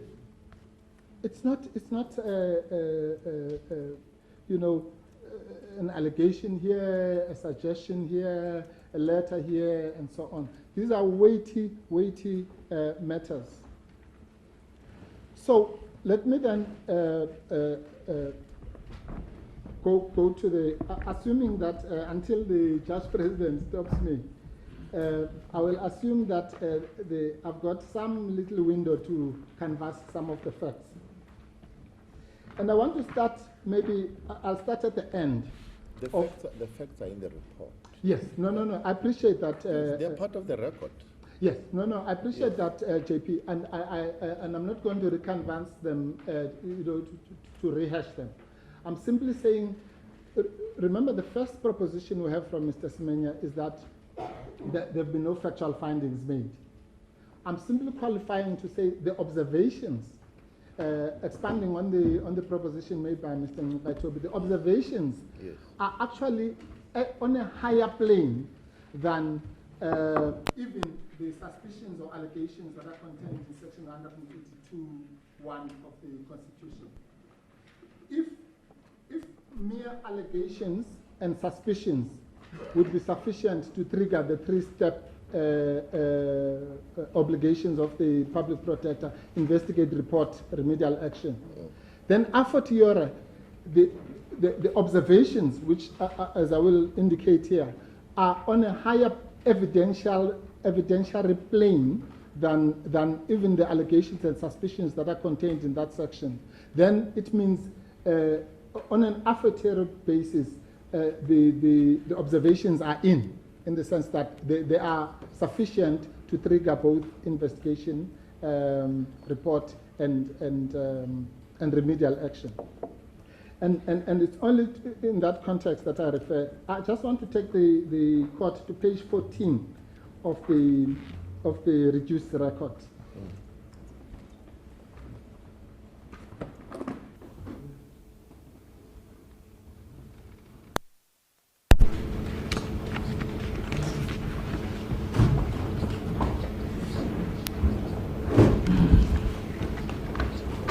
This is what the public protector says the following. Having considered the evidence,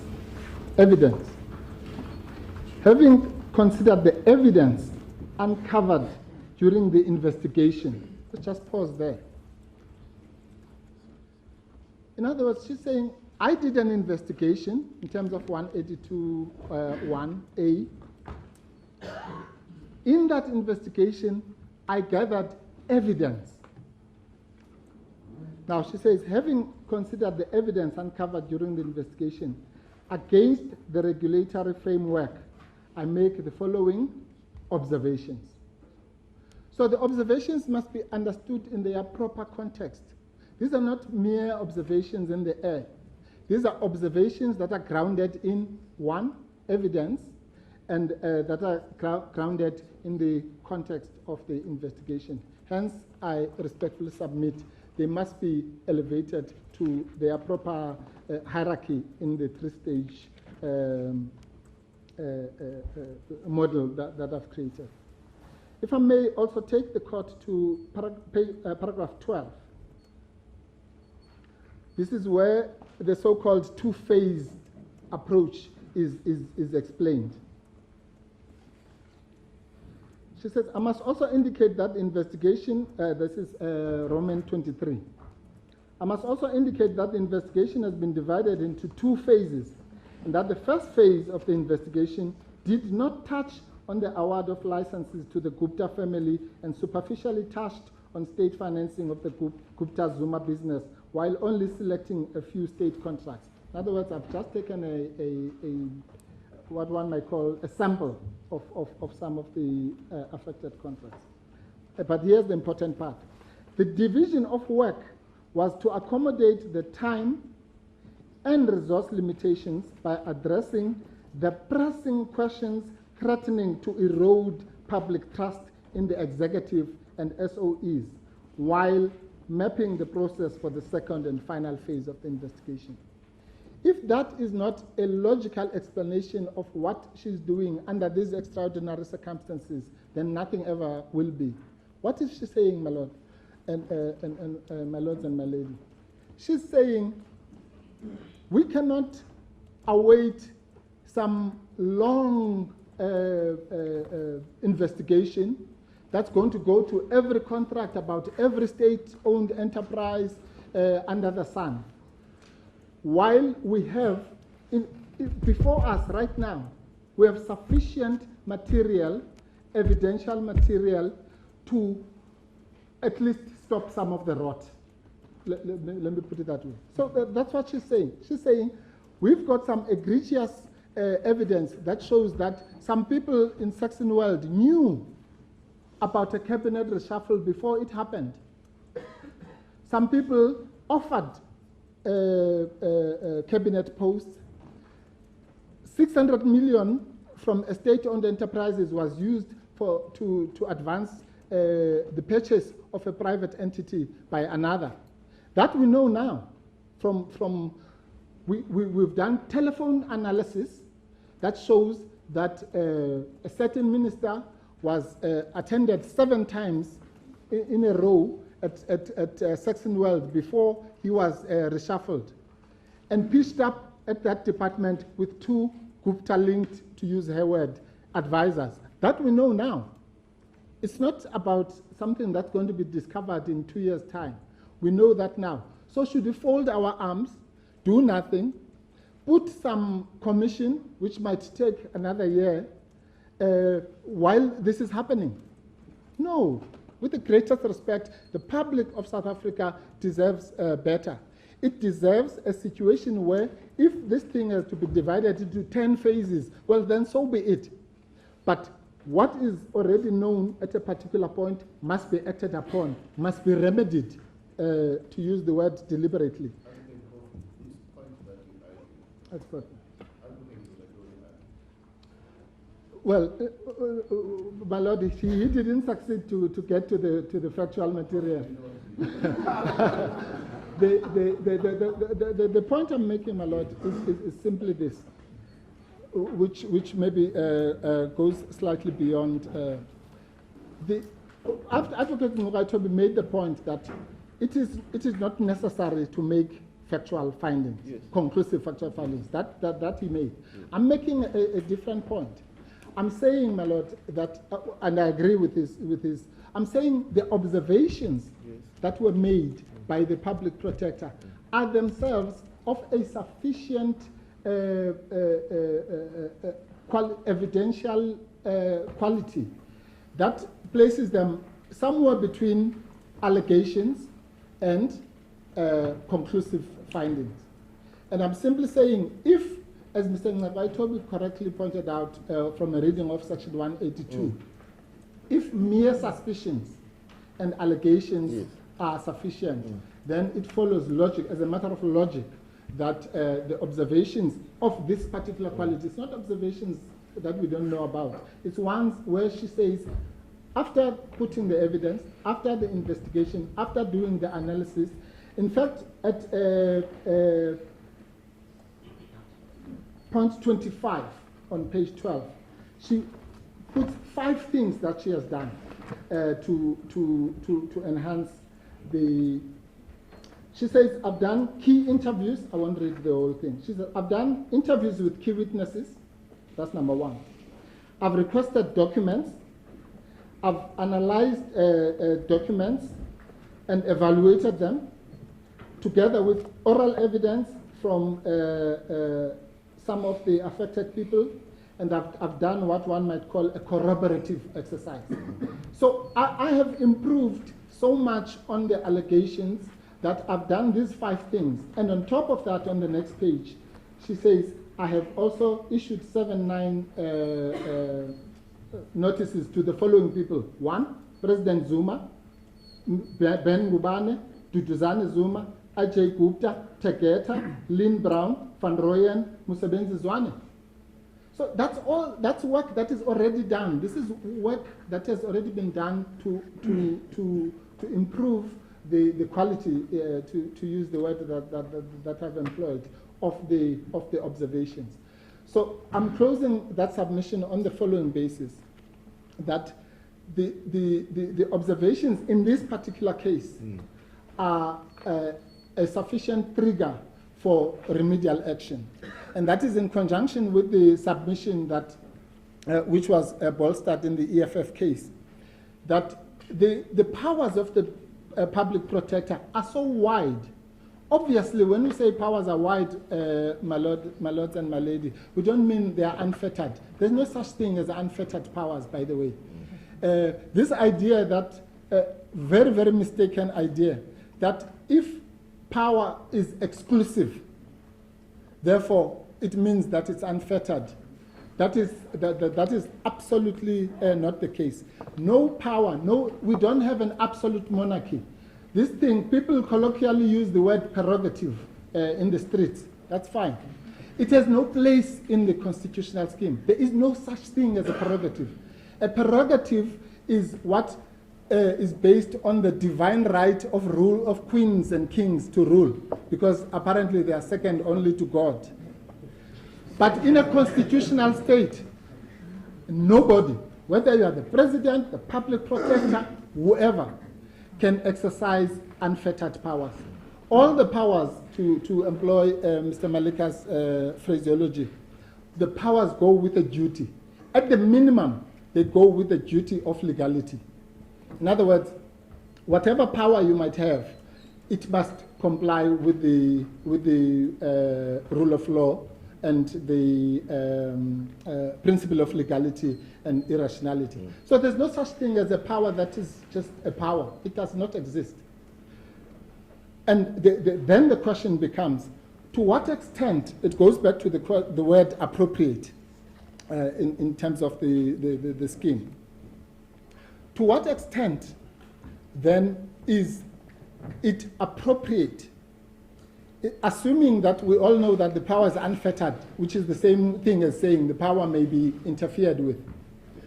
The question then is, to what extent, in this particular case, is it constitutionally appropriate to constrain the power of the president to appoint as set out in section 84(2)(f), as the public protector did? And if I may, before maybe we take the break, my lord and my lady, just get rid of this one thought which I would like us to take to bed with. On the list that I set out there, my lord, of the issues I wanted to start with, I really wanted to start with the mundane question of the onus. Now, the question of the onus is very, very important. This being an application that is brought by the president, the onus is on the president. The onus is not on, what has happened here is we are now justifying and saying, no, it's appropriate and this, that, and the other. Actually, what should happen is that the president should discharge his onus to convince this court that this, what the public protector has done, is illegal. It offends the principle of legality. It is irrational. If they fail to do that, or if the probabilities are evenly meshed, they must lose. Because they are the ones who are here to assert a particular position, namely that the remedial action that we have gone through actually offends against the Constitution. On what possible basis could that onus ever be discharged? Zero, none. Because to do that, one is going to have to defeat the two reasons that have been given for this particular remedial action. That is the resource justification and the conflict justification. And just to be clear, Judge President, those two justifications go together, as Mr. Ngogaitobi illustrated by reference to 8.3 remedial action. The only difference is this: the resource constraint is curable. Let me put it that way. It's curable in the sense that, hence, Mr. Maleka has done the counter application. Well, If you don't want to do this, then you can give us the money, we will do it ourselves. But that's not going to help anything, because the conflict constraint is incurable. It's incurable. It's not going to be somebody else except President J.G. Zuma who is implicated in this state capture. It is incapable of being overcome. And therefore, the appropriateness or otherwise of the remedial action must be viewed in that context. That whatever happens, the maxim of you cannot be a judge in your own case is paramount. That is why in our heads of argument, that's the very first sentence that we put. You cannot be a judge in your own case. And that is a matter which any reasonable president should understand to be. Let's assume for a minute that the commission exonerates the president, and finds that there's nothing that implicates him at all. This was just all a big mistake. It is to his own interest that finding must find credibility within the public and within the broader body politic. Now, such a finding that exonerates him will never, ever find credibility if actually he is the person who was the judge and jury, to use his own words, in his own case. So what needs to be done is this is not to protect the president, I must say. It's actually to protect the public. Because the public has a right to, firstly, it's the public's right to know. The public has a right to know whether or not the president was involved in this criminality. But the public has also a right to a process which will determine that question one way or the other, for him or against him, conclusively at a particular point. Both those rights of the public will be meaningless, and I say that with any fear of contradiction, if the president is allowed to be a judge in his own case. I've given you enough leeway. Yes, we have. You said you were laying the foundation, but you've argued a number of points already. I have. What are you going to be arguing tomorrow? Well, my lord, what I'm going to... Because you've dealt with conflict, and Advocate Nkukaitobi dealt with conflict. Yeah. Right? You've now, the powers of the public protector has been dealt with extensively. Well, my lord, I'd like to, if I may... You've now dealt with the onus on review applications. Yes, I've dealt with the owners, but on the question of the powers of the public protector, my lord, I really dealt with that superficially, because I just wanted to situate it. Yeah, Advocate Maleka dealt with it. Yes. No, I'd like to do this, my lord, in the remaining time, or not today.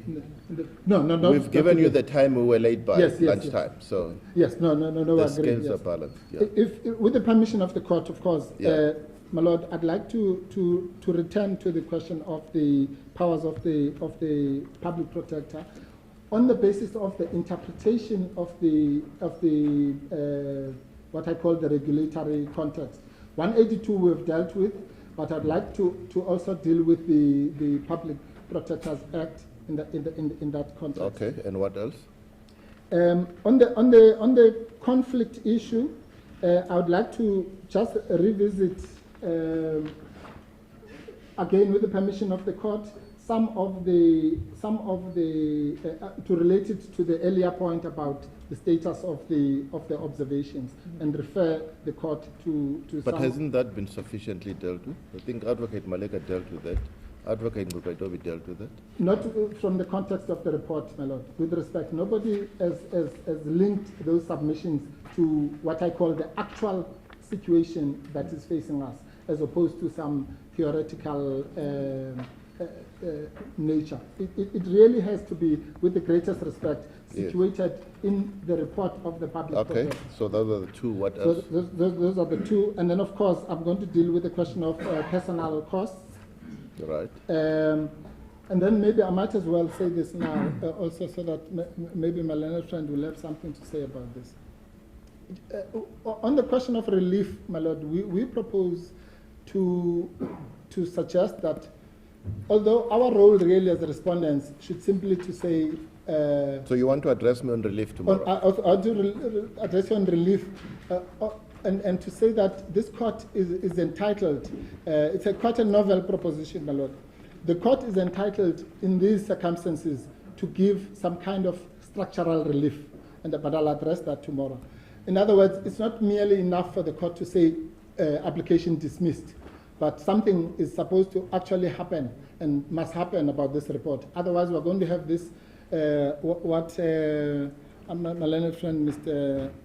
Maleka, called judicial round tripping by the president forever. So we would like to make some suggestions. So you'll have those 3 points tomorrow? Yes. That's and 8.1, the relief and point. then the powers and the conflict, and then the relief. That's correct. And the costs. Well, the costs are part of the Yes, it's part of underlying the facts. personal Yes. cost, and the relief is Yes. one point. Okay. Thank you very much. Thanks for the submissions so far, and thanks for misunderstanding me. But anyway, court adjourns till tomorrow 10 in the morning.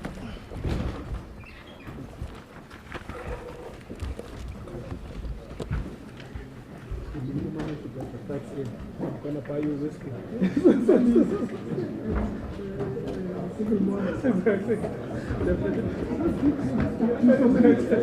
I'm going to buy you whiskey if you get the facts in. Well, I'm 20%. Yeah.